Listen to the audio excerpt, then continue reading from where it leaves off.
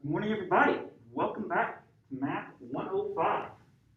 Plan for today is we're going to finish Standard 11 by continuing our discussion from last time, and today focusing mainly on postulates 2 and 3, as well as a little bit of a review of the definitions from last time.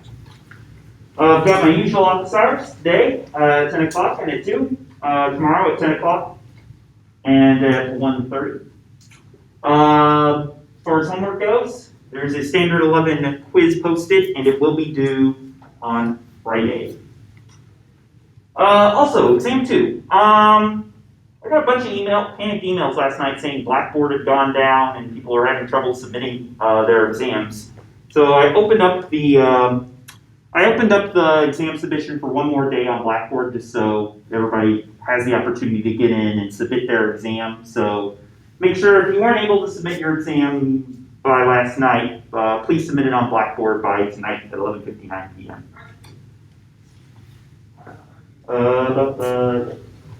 Any questions or comments before we get started?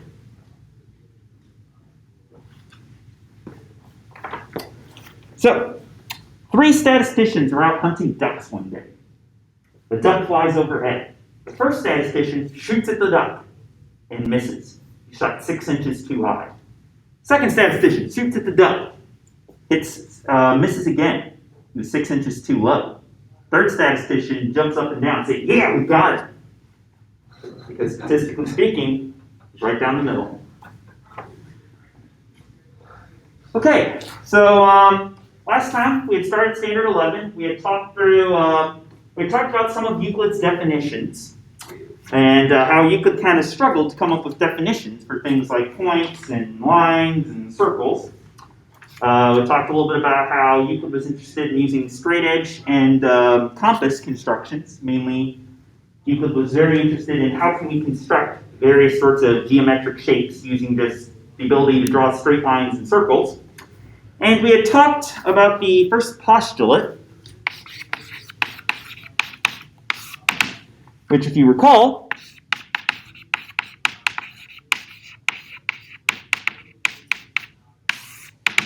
Euclid's first postulate says that it is postulated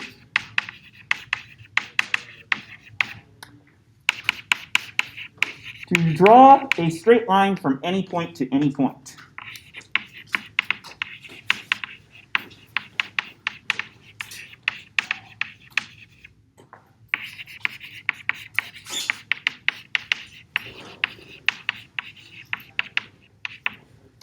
So in other words, we said that if you have 2 points, let's say a point here and a point here, the first statement that Euclid is just going to assume is true for developing a geometric system is that you can always form a line that goes from one point to the other. That's our first postulate. That's the first thing that Euclid assumed you can do without providing any justification for it. In the modern version, modern postulate 1, modern interpretation was that for every point Q, for every point P, and every point Q not equal to P, there exists a unique line that passes through P and Q.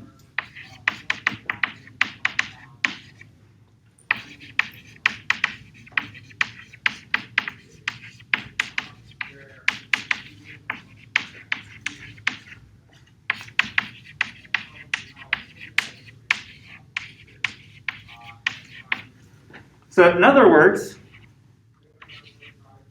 if here are 2 points, P and Q, not equal to each other, we can find a unique line. In other words, there exists exactly one line that goes through both points.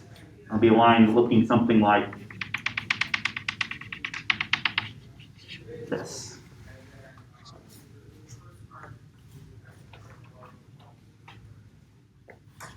So I think the question that we left off on last Friday's class was, what's different between the modern interpretation of the first postulate and Euclid's and how Euclid wrote it?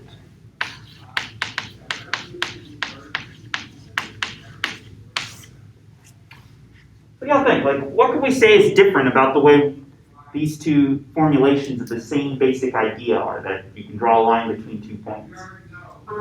Euclid left out the word unique, so he assumed uniqueness but never had a postulate to say so and didn't specifically specify it. Yeah. I forgot. I think in this class we actually did start talking about this last time. But that was kind of the biggest key difference, I would say, is that in the way Euclid wrote his postulate, he said it's possible to draw a straight line from any point to any point. He assumed that there is exactly one line that goes between the 2 points, but he never put that as part of his postulate. He assumed that later on, which is something we're going to see when we start diving into some of his propositions and his proofs, but he never actually saw him explicitly assume in the postulate itself that the line between the 2 points is unique. So the key difference, I would say, is that Euclid assumed the line is unique, but forgot to say this in the postulate.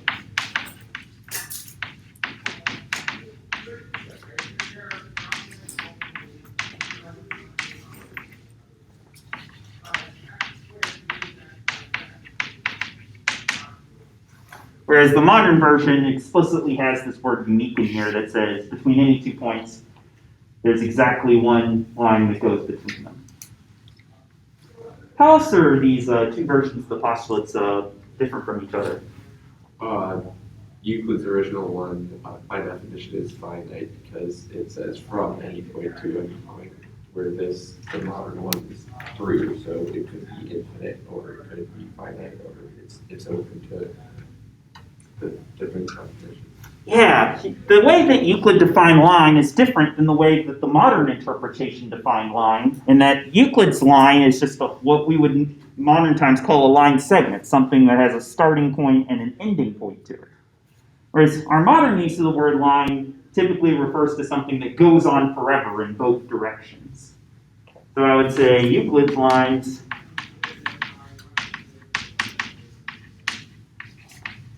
have endpoints, whereas our modern definition of line does not.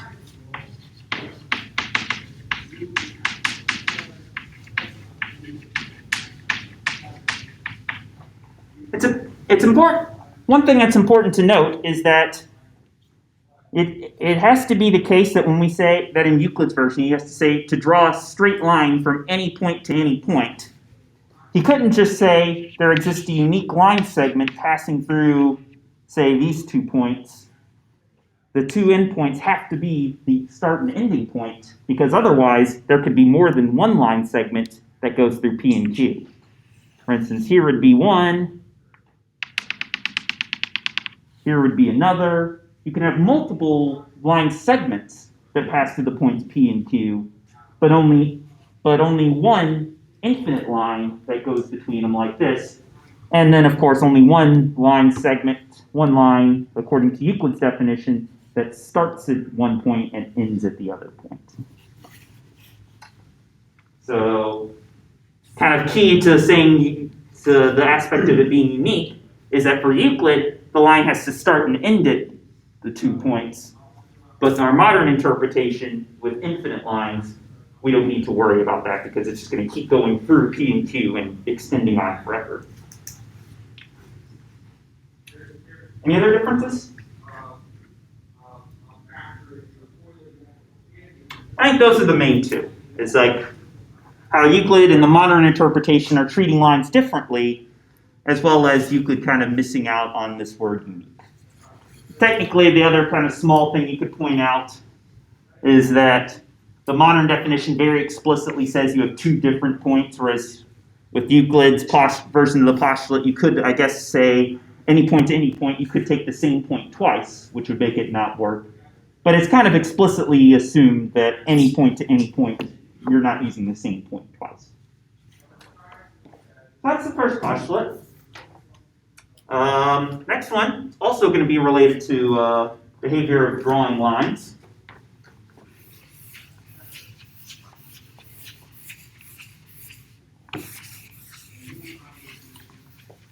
Second postulate says, it is postulated to produce a finite straight line continuously in a straight line.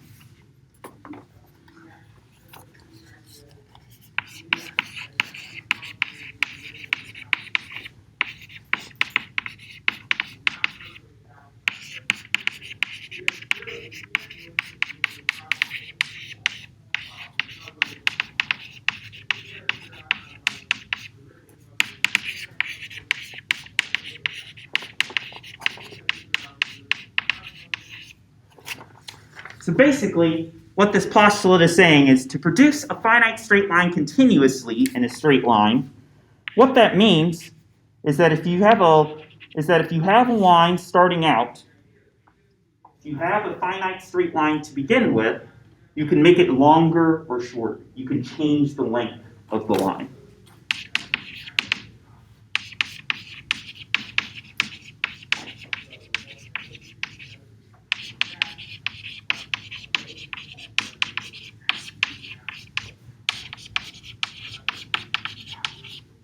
So, in other words, presumably using a straight edge, we start out with a finite straight line, but we can continue that line. We can produce it continuously, basically meaning continue the line onwards in a straight line by just making it longer. Doing something like this. You could just extend it out past one or both of the original endpoints. Or we can cut off the line at any point that we want. Let's say we wanted to get rid of that segment and then just have it go from there. Basically, postulate 2 is just saying that we can play around with the length of a previously existing line as much as we please. Whereas in the modern version,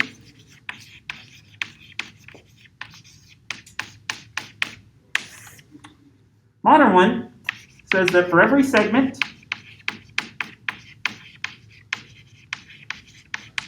AB, and by segment they mean line segment, and for every segment CD,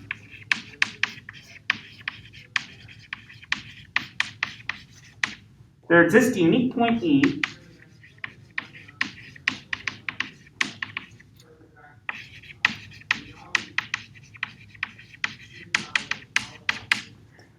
on the line AB such that B is between A and E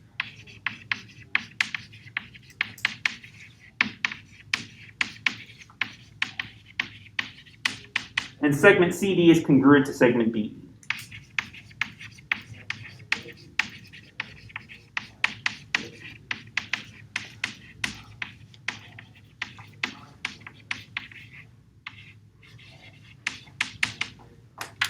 So in other words, if we have two line segments to start with, let's say we have one line segment that goes from a point A here to a point B up here, and if we have a second line segment down here, let's say from C to D, where the segment from C to D could be longer than the segment from A to B, or it could be shorter, or it could be the same length.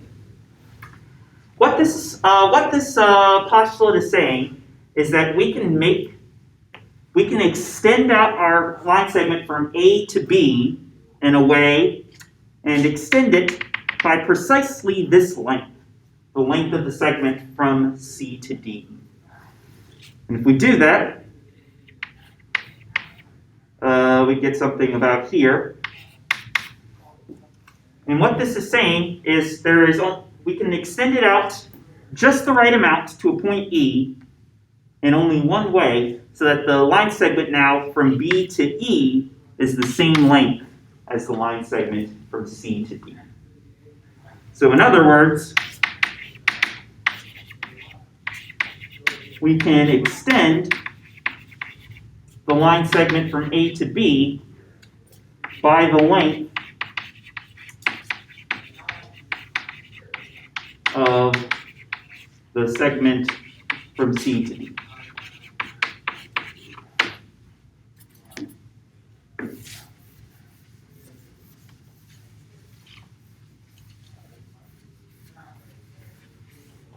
So looking at the context, we see kind of a couple different new symbols here. In particular, we say AB written in two different ways. Once just AB, and once with AB with the sort of arrow above it.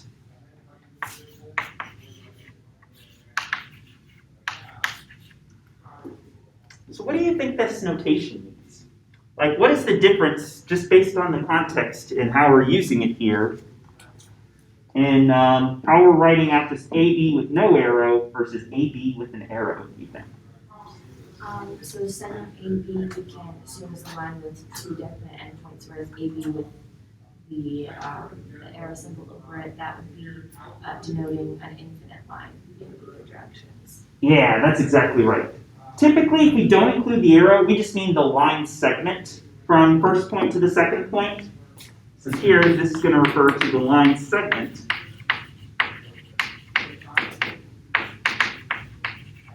from A to B. And AB specifically means the segment that starts at A and ends at B. Those are the two endpoints. Whereas AB with the little arrow above it is the infinite line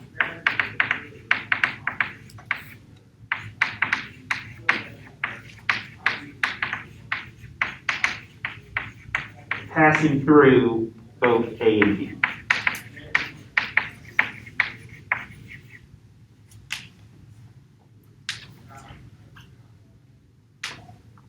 I should say B here. So the line, so AB with the arrow always means infinite line segment. The infinite line, meaning line that's infinitely long, whereas AB without the arrow just means the individual segment that has defined endpoints. We said that this thing is the infinite line that passes through the points A and B. How do we know there's only one of them?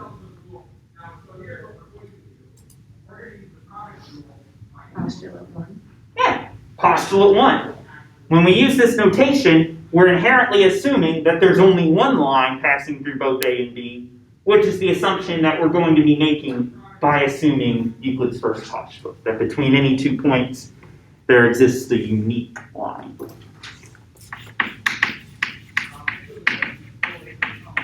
There's only one such line by postulate 1. Either Euclid's version or the modern version, however you want to take it. And so postulate 1 was how you can make lines just starting from 2 points. 2 points define a line. The second postulate is concerned with how you can change the length of your line segments. In that you can either change the length however you want, just according to Euclid's second postulate, or from the modern version, you can always take a line segment that you started with and extend it out so that the length of the line segment you start with is increased by whatever pre-existing segment's length you wanted to have. So in this case, we extended AB by the length of this line segment. We just kind of tacked on an extra segment to the end of AB that's the same length as this one. And here, when we said that B is between A and E, we just mean B happens to lie between the points A and E on the line. What questions or comments do you have about this postulate?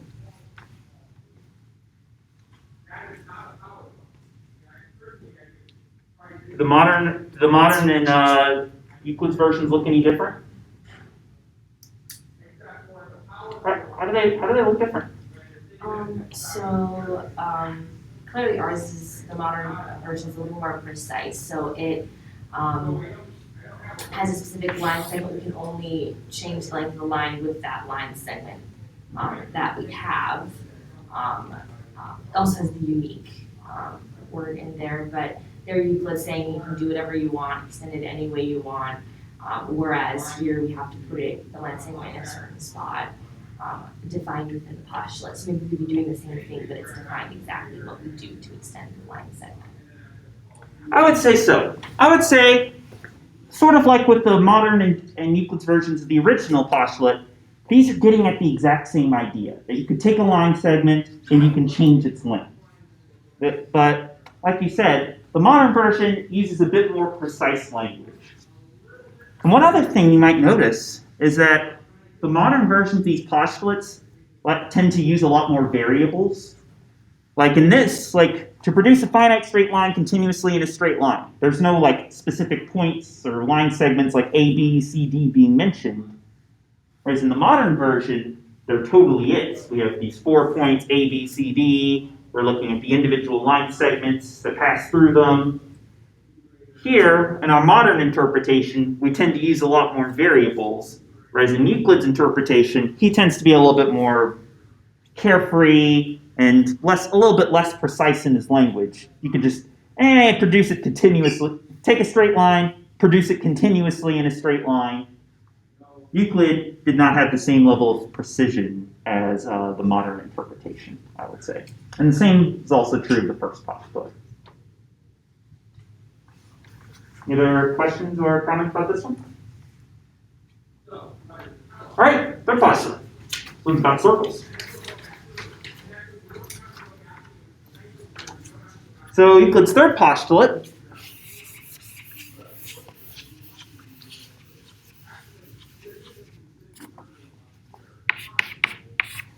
says it is postulated to describe a circle with any center and distance.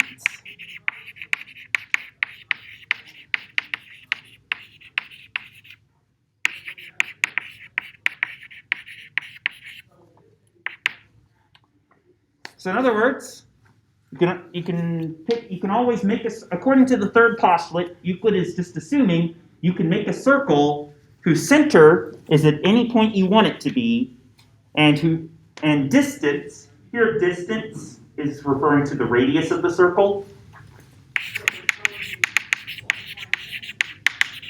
The distance, or the radius of your circle, is whatever you want it to be. If you want it to be this long, cool. Here's your circle, roughly, with that radius centered at this point. So in other words, Euclid's just going to assume you can pick your radius, you can pick your center point, and then it's possible to draw that circle centered at that point with that radius to it. And then the modern version, very similar.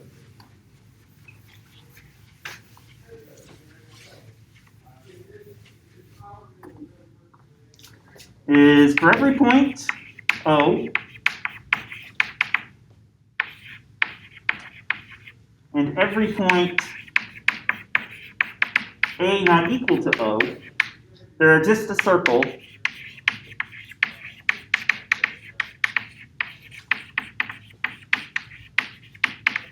with center O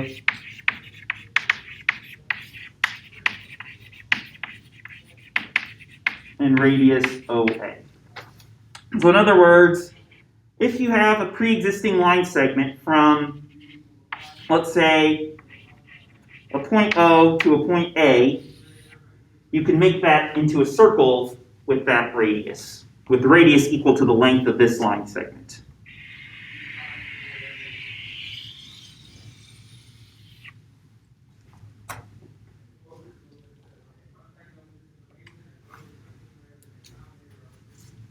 For every point O and every point A not equal to O, there exists a circle with center O and radius OA. What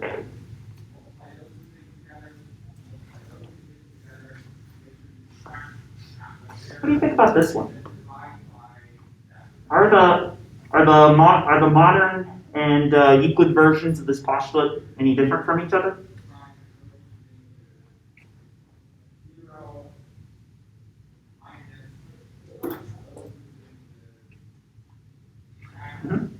I'd say again, just the language is more precise.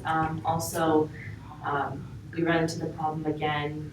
It says any center and distance. Therefore, it could be possible, perhaps, to have a point with one. So it has something really close to it that you can't distinguish that point from the other point. Or you could have one right on top of the other. Whereas here you have to have different points, so you have to have a difference between point O and point A. Whereas with Euclid, you could technically have a point right on top of another point. So you're saying here, like kind of like the same thing going on with the first postulate. We specify 2 points not equal to each other, but not in this version? Yeah.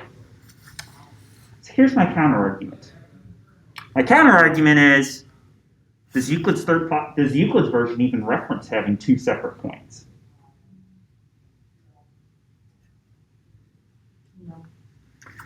Let's say technically Euclid's version doesn't specify 2 separate points. It specifies 1 point, which is going to be the center, and then just a distance around that center point. So I guess one way I might rephrase a little bit what you're saying is Euclid's version doesn't specify that the distance has to be greater than 0. That in Euclid's version you could theoretically have a circle of radius 0, which would end up just being a single point. The points whose distance from this center is 0 is just going to be literally that point itself. And yeah, I would say to describe a circle with any center and distance doesn't really account for the fact that the distance could just be 0 according to this. Theoretically, you could say something. You could try and be cheeky and say something also like, "What if the distance is -1? What if the distance is a negative number?" And Euclid, negative numbers weren't really a thing at the time of Euclid. No one really used the idea of negative numbers. Those came about centuries later. So Euclid didn't kind of have to worry about that. But the idea of having a circle with distance 0, I would say, from a modern perspective, is something that could theoretically happen with this postulate that you probably wouldn't want to have happen because such a thing doesn't really actually behave like a circle would in the way we're used to thinking about it. Whereas in the modern version, kind of eschews the idea of having a circle of radius 0 because it does specify you have to have 2 points not equal to each other. Meaning the line segment from O to A has to have some positive length to it, and then however long that line segment is going to determine what the radius of your circle is. It's a very subtle distinction, but I think it's an important one to make. Here, the radius can't be 0, whereas in Euclid's version, the radius could theoretically be 0.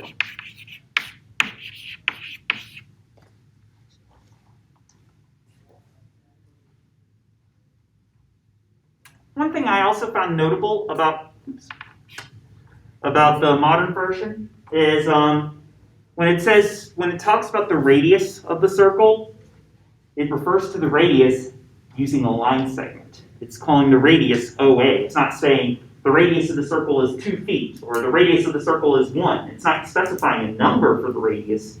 It's specifying a line segment for the radius, which basically just means radius equal to OA. It specifically means the length of the line segment from O to A. Any other questions or comments about Euclid's third postulate?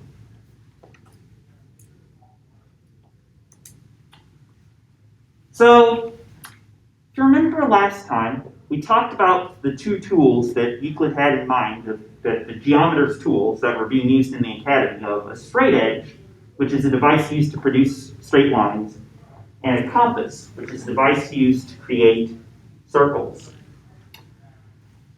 Are there any connections that we can draw between sort of Euclid's first 3 postulates and these geometric tools? Like, how do the first 3 postulates relate to straight edges and compasses in general?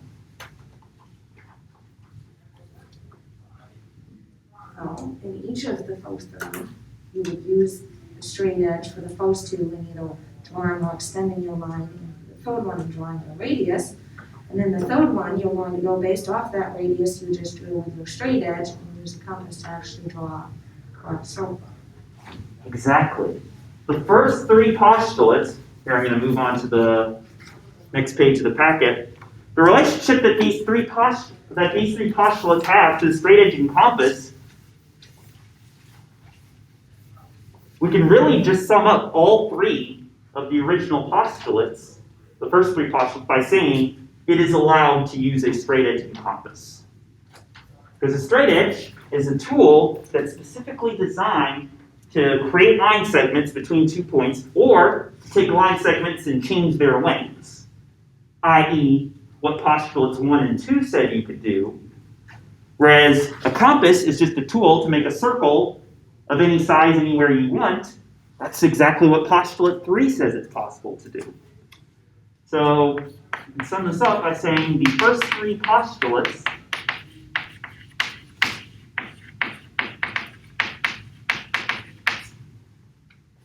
can be summed up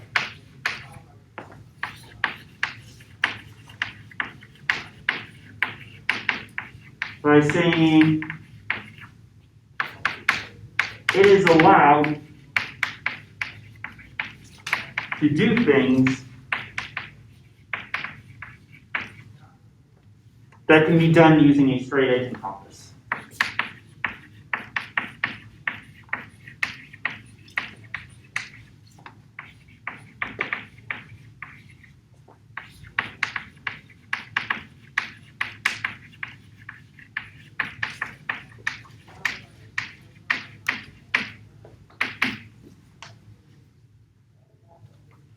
First postulate says, given any 2 points, you can draw a line between them.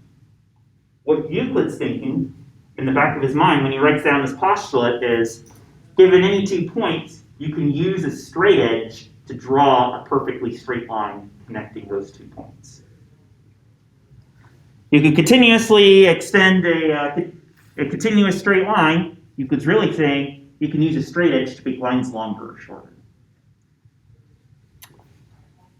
And you can describe a circle with any center and distance. Oh, by the way, when he says describe, he means draw. It means you can actually draw or construct it. What Euclid's really saying is, hey, you can use a compass and make any circle that you want, any size, any center point. And so the straight edge is a tool that I would say refers heavily to postulate 1 and postulate 2. And that a straight edge is the tool you would use to actually do the things Euclid says you can do in those 2 postulates. And a compass is the tool you would use to do the same thing for postulate 3, to actually construct the circle Euclid says it is postulated that you can describe or draw a circle with any distance and any radius. And so that's why I would say the first 3 postulates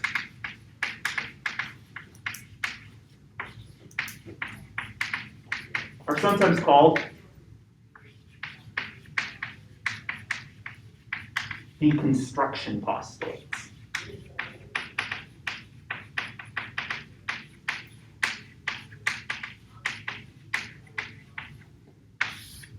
And that they're really just kind of describing, here is the way that you can use the straight edge and compass to construct Plato's ideal shapes, straight lines and circles.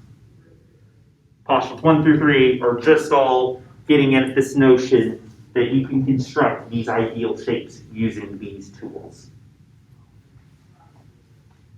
As we're going to see in the 4th and 5th postulates, that's not going to be the case for those. 4th and 5th postulates are not going to be about, you can draw this figure in this way, but they're going to be more along the lines of, here is how lines and circles may interact with each other, specifically lines. Any questions before we move into our last activity for today? Okay, so what I thought we could do for our last activity is we go back to the 2nd page of the packet where we talk about Euclid's definitions for points, lines, and circles. I want you to take a couple minutes and look at these definitions And what I'd like for you to do with these definitions is I'd like you to try and see, are there any words in any of these four definitions, for point, line, straight line, or circle, that you think need to be defined themselves? So for instance, one thing that I think might need to be defined in Euclid's first definition for point would be the word part. And that Euclid kind of assumes, he uses the word part, that everyone's going to know what he's talking about. But to me, it's a little bit unclear, without having to really think about it a lot, what does he mean by when he says point is that which has no part? What does part mean? So go ahead and take a minute and look at some of the other definitions in this list. And I want you to see if you can find any terms in there that you're not sure what they mean, or you think should be given a careful definition in some way.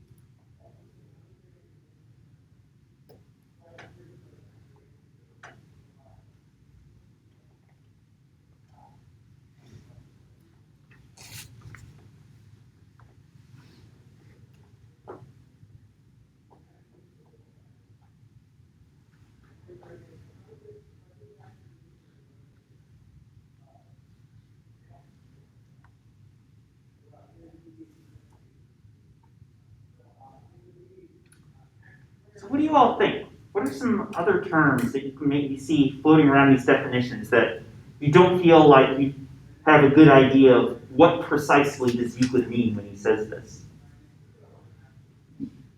Well, right off I noticed in the final definition that he said a circle is a plane figure. We're never told what a plane figure is. Yeah. That was one of the ones I had as well. Euclid has something called a plane figure, and we could kind of try and guess what plane figure means based on how he uses it. Basically, it means something that can be drawn in a two-dimensional surface. So something like lines and circles and points. Something that are two-dimensional objects, I would say, but Euclid never gives a precise definition for that. He just kind of assumes that, they'll figure out what a plane figure really is. The other one for me in the circle is falling upon it, because it doesn't seem to emphasize the fact that like the end of the line segment would fall upon it. So it would seem that you could have like a ton of line segments that go like through the edge of the circle. I see. And they would still fall upon it for me. So you would say something like this would exactly. fall upon. And since he says you can have any point within the circle, as his basis would be that it's equidistant from all the edges. But if you are able to draw the line through the edges, then you could really do any point within the circle, and then it would just kind of mess things up. Like it's just not it makes it a shifty definition for me. Makes it a shifty definition. I agree. No, I think that's good. I think that's bad for Euclid, but I think that's a good observation for you to make.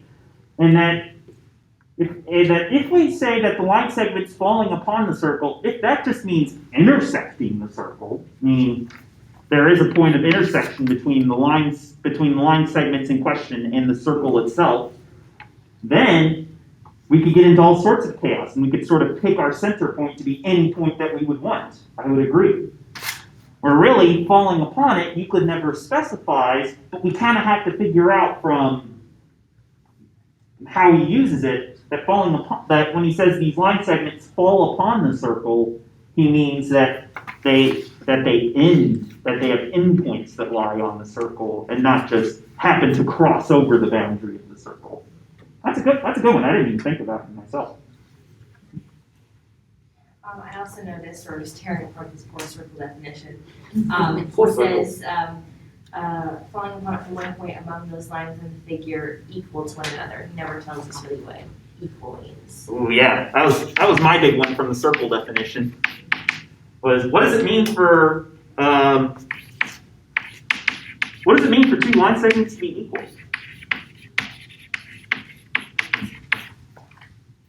Never specifies.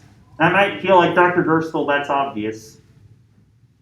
Well, things might feel obvious, like circle. Maybe circle feels obvious, but it's something that we still had to come up with a careful definition for. What does it mean for two line segments to be equal? Here, as we said before, equal is typically going to refer to line segments of the same length, or this line segment is equal to this line segment because I can pick it up, rotate it around a little bit, and place it right back down on top of this one so that they match up perfectly. But Euclid never specifies that, what he exactly meant when he said two line segments are equal, per se. Good observations. Any others? I'm not sure about this one, so I'm just going to throw it out there. A line is a breadthless length. He also doesn't really talk about breadthless or length at all. Yeah, what is breadth? What is length?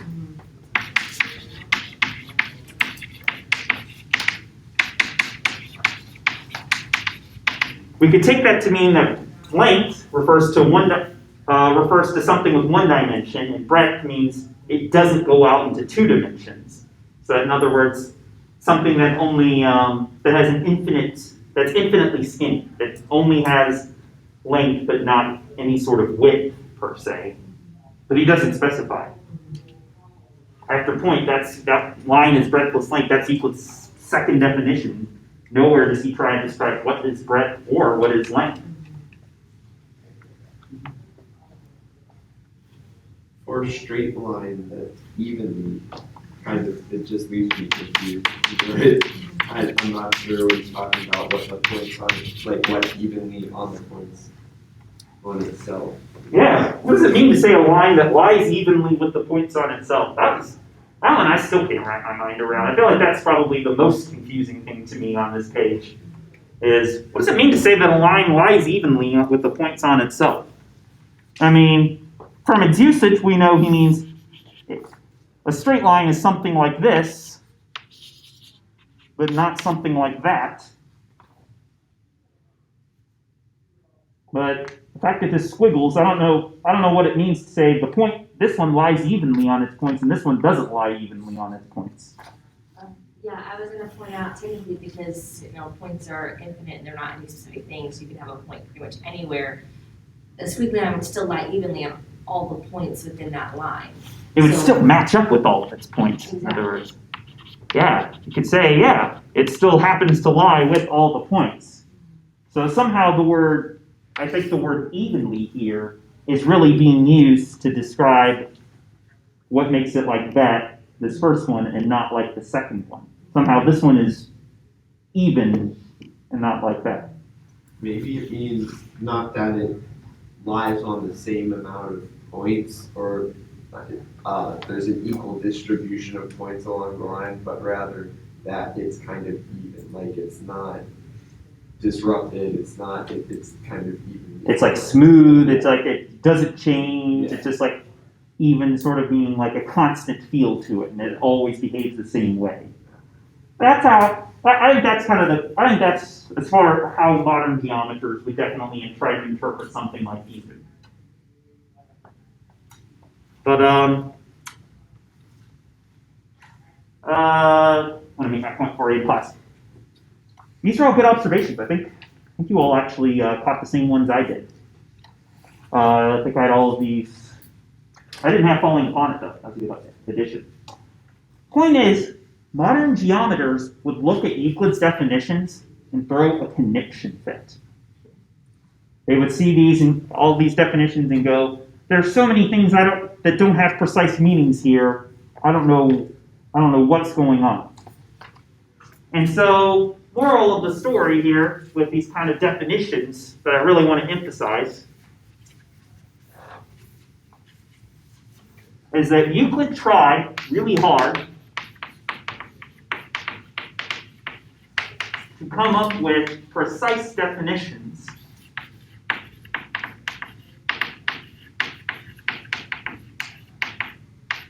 both definitions and, I would say, postulates.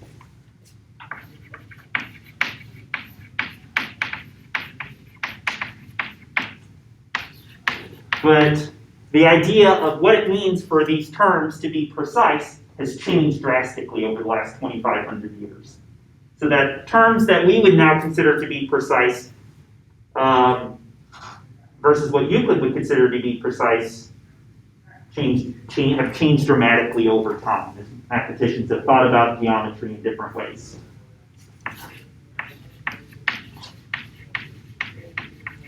So I'll say our modern idea of precise is different from Euclid's.